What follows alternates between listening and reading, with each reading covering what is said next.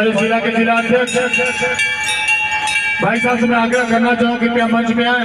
अमेश सिंह भाई साहब जी हैं।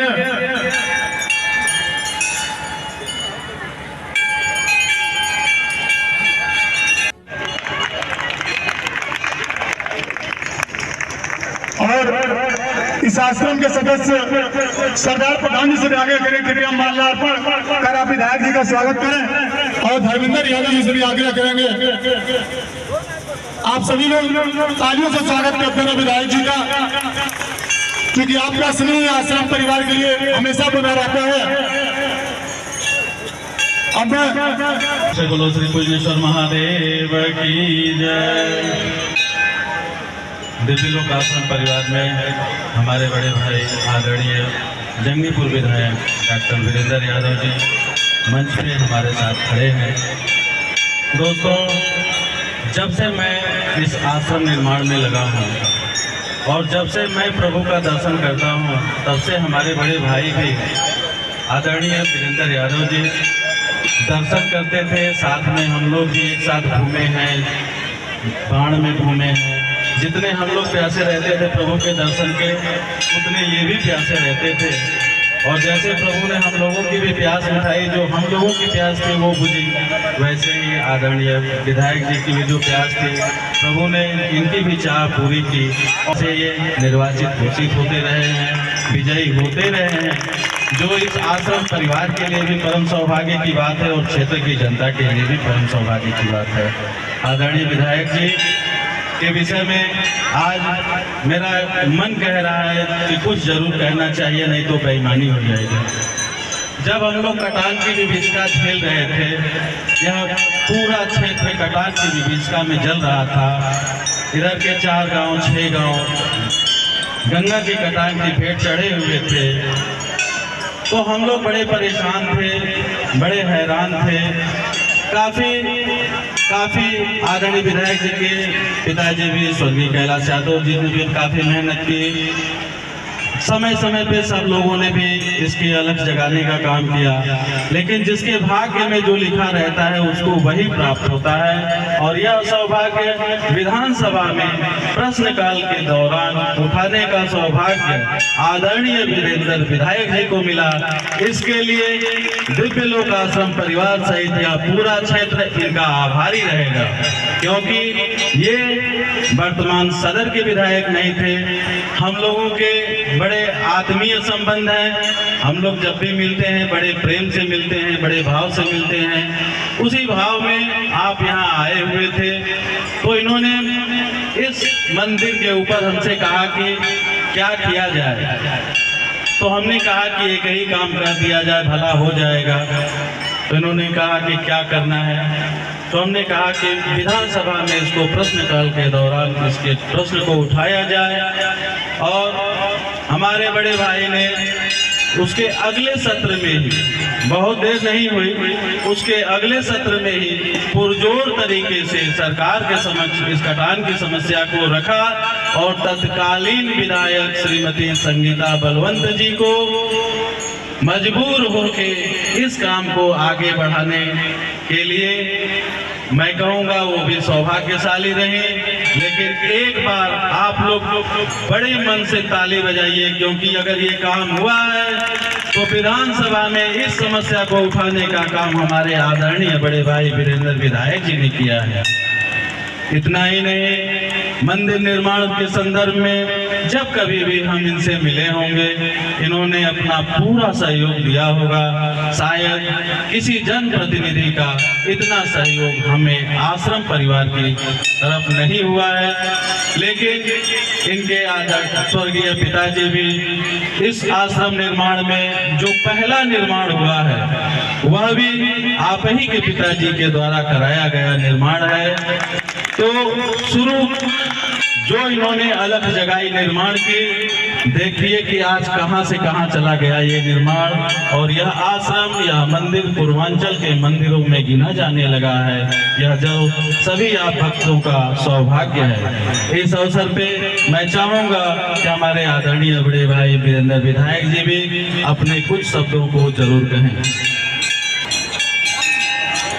सबसे पहले मैं प्रातः स्मरणीय सतत वंदनीय पूज्यपाद महाराज त्रिकालदर्शी शिव पूजन बाबा के चरणों में मैं अपना नतमस्तक करता हूँ और यहाँ उपस्थित हमारे मंच पर गुरुजी से लगाए सभी हमारे भक्तगण, दूर दूर से आए हुए हमारी माताएं बहनें, मैं सबका इस अवसर पर हार्दिक स्वागत अभिनंदन करता हूँ। मैं समझता हूँ कि इस धरती पर आने के बाद निश्चित रूप से एक दिन जाना होता है, लेकिन जो कर्मों का फल होता है, पूर्व जन्म का कर्मों का फल और अपने वर्तमान जन्मों के कर्म का फल निश्चित रूप से व्यक्ति उसको प्राप्त करता है, भोगता है। हम और आप सौभाग्यशाली हैं कि हमें साक्षात प्रभु का दर्शन हुआ है।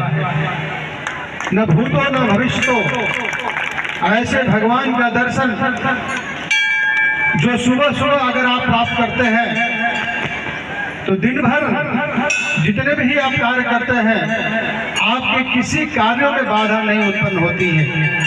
तो ऐसे साक्षात त्रिकालदर्शी शिव पूजन बाबा महाराज जो आज देश और दुनिया में जितने भी लोग आपसे जुड़े होंगे, सब लोगों की इच्छा की जरूर पूर्ति हुई होगी। चलते हुए किसको क्या दे देते हैं सिर्फ भगवान और भक्त के अलावा तीसरा व्यक्ति नहीं जान सकता है। इसलिए मैं आपसे कहना चाहता हूँ, हम और आप सौभाग्यशाली हैं। हमारे पिताजी भी सौभाग्यशाली थे कि यहाँ से विधायक हुए और मंत्री हुए, और यही एक पीपल का वृक्ष था। इस पीपल के वृक्ष के इर्द गिर्द भी हम लोग आकर के जो चुनाव प्रचार करते थे, अपने गांव में जाते थे, पिताजी भी जाते आते थे, और यही साक्षात पीपल का वृक्ष है। शिव पूजन बाबा इसी इलाके में घूम रहे थे, खेत आलू लगा हुआ था, बाबा बैठ करके जो उसको खुटिया रहे थे और उनके अगल बगल लोग बैठे हुए थे। एक कहावत मैं बता रहा हूँ, और हमारे पिताजी को कोई नहीं जानता कि पिताजी आने वाले हैं, लेकिन उन्होंने कहा कि देखा कैलाश आवत हूँ, देखा कैलाश आवत हूँ।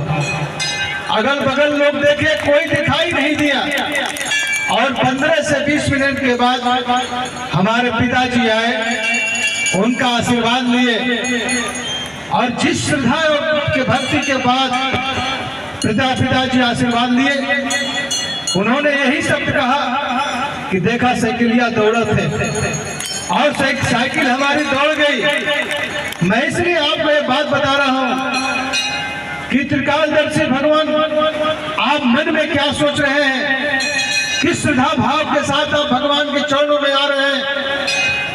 आपको घर से जब चलेंगे तभी बाबा को संज्ञान हो जाता है कि हमारा भक्त हमारे यहाँ आ रहा है। तो जो आपका भाव है, जो भगवान के प्रति आपका भाव है, निश्चित रूप से वो भाव हमेशा ऐसा ही प्रदर्शित होने का काम करे।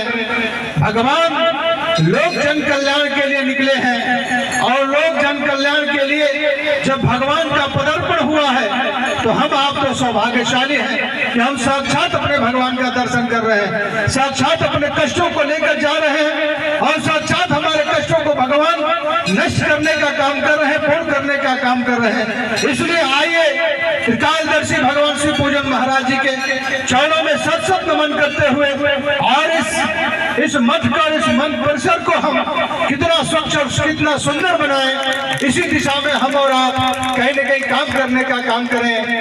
आपके 2 हाथ भगवान ने दिया है, इस 2 हाथों से नेक और पुण्य काम करने का काम करेंगे। ईश्वर आपको कहीं न कहीं, आपको उससे कहीं ज्यादा देने का काम करेगा। इसलिए मैं पुनः अपने भगवान श्री के चरणों में अपना शीश नवाते हुए, आशीर्वाद की कामना करते हुए, निश्चित रूप से आपका भगवान, आपका आशीर्वाद हमारे ऊपर पड़ता रहे, इस महान जनता के ऊपर पड़ता रहे, और इस महान जनता का हमेशा दिन और प्रतिदिन कल्याण होता रहे, इसी शुभ भावनाओं के साथ आप सबका हार्दिक स्वागत अभिनंदन करते हुए, अपने कलाकार साथियों का बहुत बहुत अभिनंदन करते हुए, इस टीम के तमाम अपने साथियों का, गुरु महाराज से लेकर प्रधान जी से लेकर तमाम ऐसे लोग हैं जो गुरु भगवान के लिए रात और दिन बराबर हमेशा लगे रहने का काम करते हैं, उनको भी मैं बधाई और धन्यवाद देते हुए इस आश्रम को उज्जवल भविष्य की कामना करते हुए अपनी वाणी को विराम दूंगा। बहुत बहुत धन्यवाद।